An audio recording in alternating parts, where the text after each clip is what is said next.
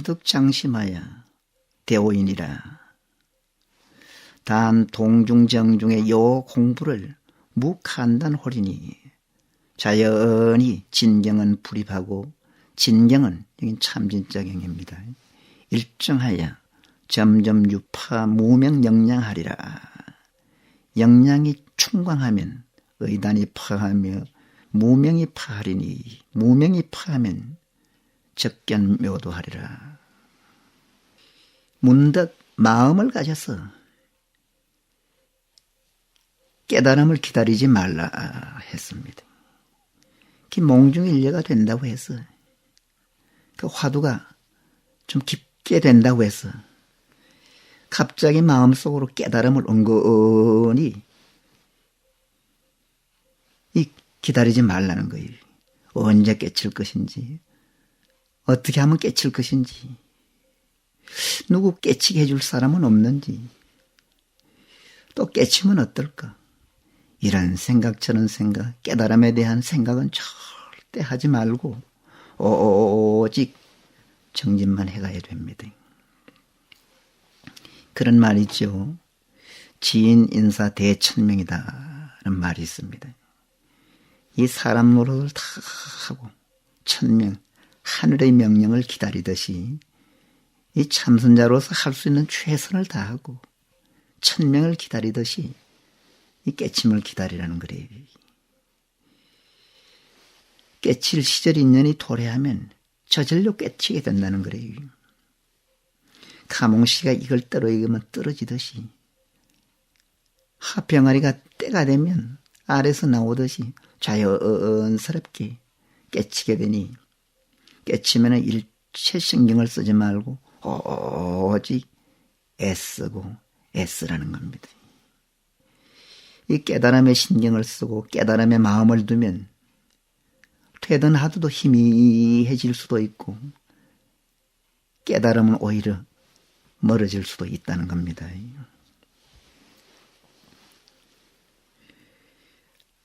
다만 동중과 정중에 공부가 간난이 없어야 하리니 다만 움직이거나 조용히 있거나 뿐만 아니라 행주자와 어묵동정, 가고 머물고 앉고 눕고 말하거나 말이 없거나 움직이거나 조용히 있거나 그 일체처 일체시 한순간도 없어지지 않아야 되고 깨칠 때까지 화두를 놓치지 않아야 됩니다. 이먹고 어째서 뭐라고 했을까? 어째서 마삼근인가? 오심이 끊치면 덜고 없어지면 또다시 일으키고 화두는 조금도 쉼이 없어야 하고 물 흘러가듯이 들어가야 합니다. 약한 의심이라도 쉼이 없이 들어가다가 보면 점점 힘차게 들려서 저 산골짜기에서 쫄쫄쫄쫄 흐르던 그 물이 점점 불어서 도도히 흐르는 강물이 되어 힘차게 흐르듯이 그렇게 힘차게 흐르는 강물은 누가 막을 수가 있겠어요? 그렇듯이 화두도 놓을 수도 없고 버릴래야 버릴 수도 없게 됩니다. 화두는 한순간도 놓치지 않는 것이 중요합니다. 자연히 티끌경계는 들어오지 아니하고 참경계는 날로 정진하여 점점 무명을 파할 역량이 있으리라. 티끌경계는 본래나 망상이 들어오는 경계를 말합니다. 이럴 때는 일부러 망상을 피우려 해도 이 망상이 잘 안 돼요. 할 일이 있어도 한참 생각해야 되고 이 메모를 해놓지 않으면 잊어버리기 일쑤고 평시에 생각하고 늘 하는 것까지도 그렇게 잘 잊어버려요. 즉 잡된 것은 서서히 없어지고 아주 순수하고 무고하게 돼가는 과정입니다. 여기서 더 깊어지면 이 본의 망상이 일어나는 것을 이 용광로에 지푸라기 넣는데 비유를 해요.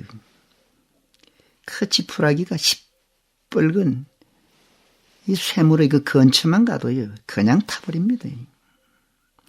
즉, 번뇌망상이 그냥 사라지고 없어져요. 참 경계는 티끌 경계가 사라지고 화두만이 성성한 경계. 이 참 경계는 날로 정진했어요. 무명, 그 어두운 마음을 말하지요. 캄캄한 마음. 그 무명을 깨트릴 힘이 있게 됩니다. 그 힘이 충실하면 오심덩어리가 그냥 부서져요. 어두운 마음도 깨치리니 무명이 깨치면 밝은 해가 저절로 드러나듯이 묘도를 저절로 보게 됩니다. 도는 아주 묘하기 때문에 묘도라고 했어요. 그 신비하기 때문에 신도라고도 합니다. 부참선은 묘제 성성하니 영리자가 선의 공안에 점검하여 유정이 크등 각 불급불안하며 재화두하여 밀밀회광차관하면 즉 역덕대하여 신심이 안락하리라. 대저 참선은 묘함이 성성한 데 있으니 그 묘함이 아주 신묘하고 영묘한 것을 말합니다. 성성한 데 있으니 이 성성한 것은 또렷또렷하고 분명한 것을 말합니다. 이 화두는 성성하게 들어야 돼. 성성은 깨어있음으로써 흐릿하고 멍청한 마음을 이 다스기는 하지만 산란한 마음과 번뇌를 일으키기가 쉬워요. 그래서 참선은 성성하면서도 적적, 고요해야 됩니다. 적적은 고요함으로써 이 객관의 경계와 선악 등 모든 번뇌와 망상을 다스립니다. 또 너무 적적이 강하면 무게에 빠지기 쉬워요. 무기란 화두 없이 고요한 상태에 빠지는 것을 말합니다. 번뇌 망상이 없이 고요하게 화두 없이 앉아있으면 그렇게 편해. 마치 깊은 잠에 빠진 듯 그 일어날 줄 모르는 사람과 같습니다. 그래서 도를 보기가 어려워요. 공부가 되는 사람일수록 아주 주의해야 됩니다. 화두는 성성과 적적이 적당해야 돼. 즉 바란스가 맞아야 돼.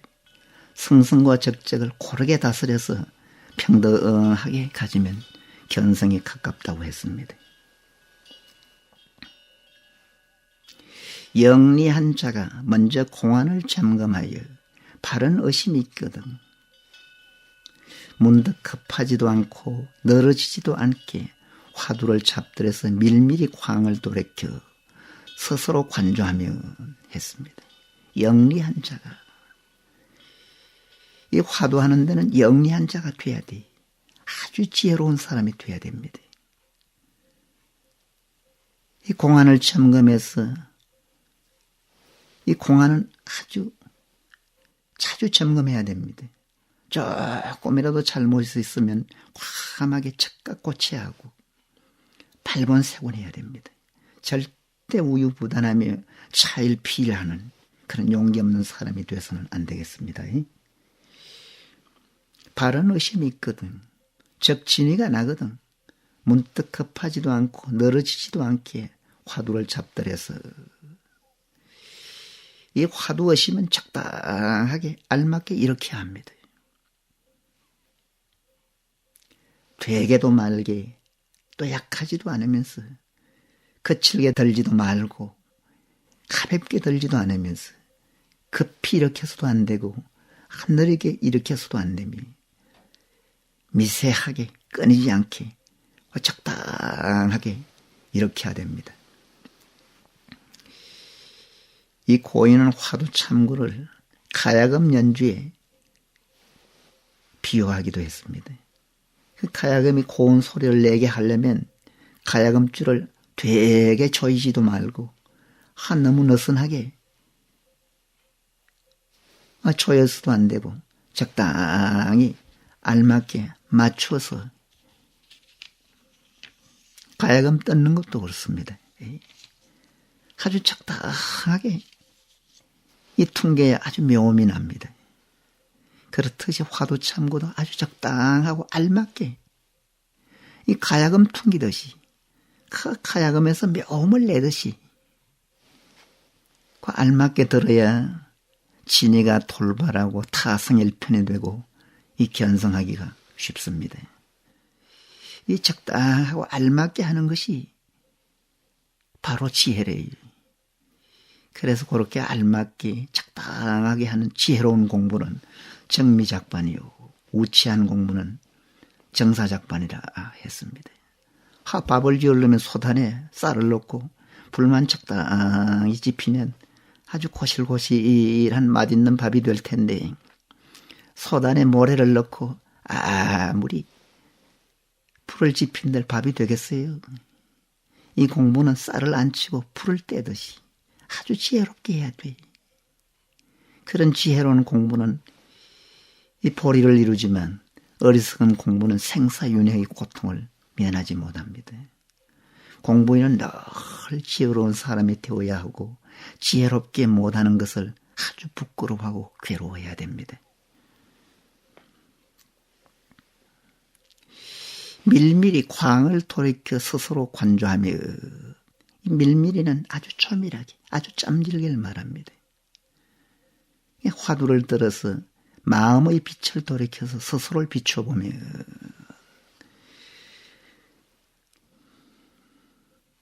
곧 쉽게 큰 깨달음을 얻어서 몸과 마음이 안락하리라. 이 공부가 되면 몸도 마음도 편안하고 그 즐거움을 느끼게 돼요. 그 즐거움이 그 안락이래요. 아주 편하고 즐겁습니다. 이 안락은 꼭 느껴보시기 바랍니다. 이 안락도 선정해서 느끼는 그 안락, 그것은 반드시 느껴보세요. 그 안락의 그 극치가 바로 극락이래요. 그런 그 안락함을 느껴보지 못하면 이 행복을 말할 수가 없어요. 흔히 행복이라는 말을 많이 쓰는데, 여러분이 세속에 살다가 보면 뭐 돈을 번다든가 어떤 사업을 성취하는 데서 또는 가정생활에서 행복을 느낍니다. 그러나 그런 행복 뒤에는 반드시 괴로움이 따라요. 그것은 진정한 행복이 아니래요. 진정한 행복은 도에서만 느낄 수 있습니다. 그것이 바로 여기서 말하는 바로 안락이래요. 오묘한 안락. 그것은 참 말로 글로서 표현할 수가 없어요. 그 깊은 안락을 한 번만 느껴보면 두고두고 잊지 못합니다.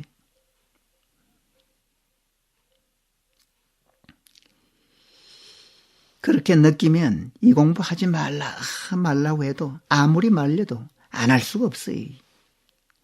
이 절에 가지 말라고 아무리 말려도 안 갈 수가 없어요. 왜냐? 그 이상이 없기 때문에. 그 안락을 느낀 사람하고 느껴보지 못한 사람은 그야말로 천양지처럼 그 안락을 꼭 느껴서 수행한 진정한 그 보람을 느끼시기 바랍니다. 약 용심이 급하면 적동 육단심하여 혈기부조 등 병이 생하리니, 비시정노라 단발진 정신심하여 진심 중에 유의하면 즉 자연히 화두가 현존하리라. 약습 용력 그 화시인 공부가 부득 역제하리라. 이 만약에 마음씀이 급한 적, 육단심이 통하여 혈기가 고르지 못한 등의 병이 생기리니 바른 길이 아니리라 했습니다. 이 화두를 급히 들면 육단심이 통했어요. 육단심이란 이 심장을 말합니다. 이 심장을 압박하고 혈기가 고르지 못한 등의 그 병, 즉 상기 같은 병이 생겨요. 상기란 기운이 오르는 것을 말합니다. 즉 열이 올라가는 것을 말해요. 화두를 지어가다가 보면 머리가 무겁고 얼굴에는 열이 나는 것을 느낍니다.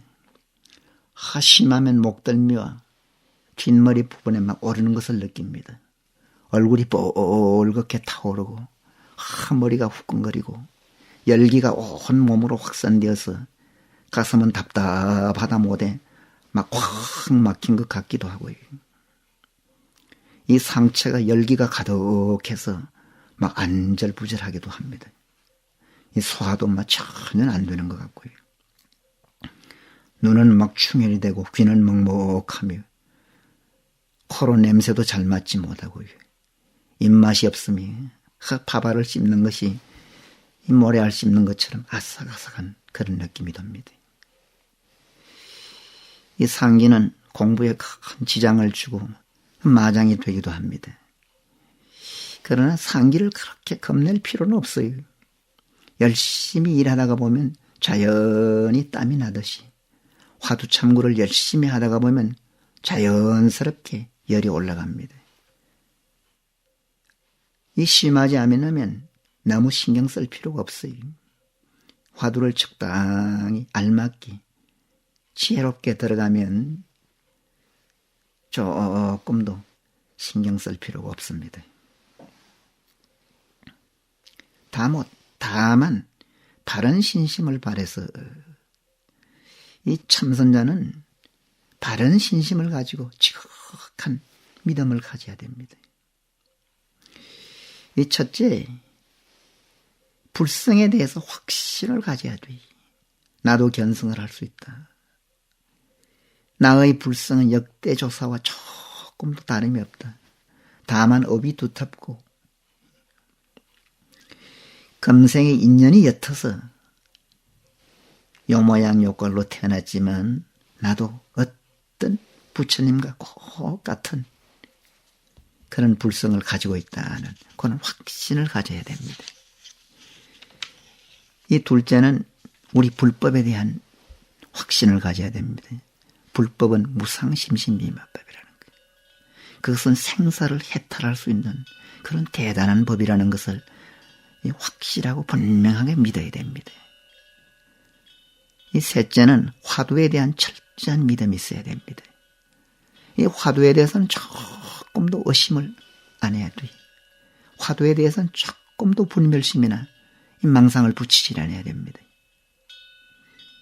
그런 믿음은 건물의 기초에 비유할 수가 있어요. 건물을 지으려면 이 기초가 튼튼해야 됩니다. 그래야 그 서울의 63 빌딩 같은 높다란 그런 빌딩을 지을 수가 있습니다. 이 믿음이 커야 큰 공부를 할 수가 있어요. 화엄경에 믿음은 도의 근원이요 모든 공덕의 어머니다 했습니다. 이 지도론에는 믿음으로 불법의 큰 바다에 들어가고 지혜로 걷는다 했습니다. 깊은 믿음이 있어야 깊은 신앙심이 생깁니다. 그런 깊은 신앙심에서 큰 무한의 힘, 아주 불가사의한 기적과 같은 그런 일도 일어날 수가 있습니다. 그래서 종경록에서는 믿지 않는 사람은 천불이라도 구제할 수가 없다. 가사 태양을 차게 하고 달을 뜨겁게 한다고 할지언정 부처님 말씀은 털끝만치도 변하지 않는 것이니 철저히 믿으라 했어요. 이 믿음이 없는 수행은 한갓 수고로울 뿐입니다. 이 요즘 사람은 믿지 않는 것이 큰 허미래요. 믿지 않으면 천불이 출현해도 제도하기 어렵습니다. 이 부처님 말씀이나 이 불성에 대한 것이네. 화두에 대한 것은 철저히 믿고 조금도 분별심이나 사랑심을 붙이질 않아야 됩니다. 진심 가운데 의심이 있으면 자연히 화두가 현전하리라. 이 화두는 진심으로 참으로 하고 싶게 해야 됩니다.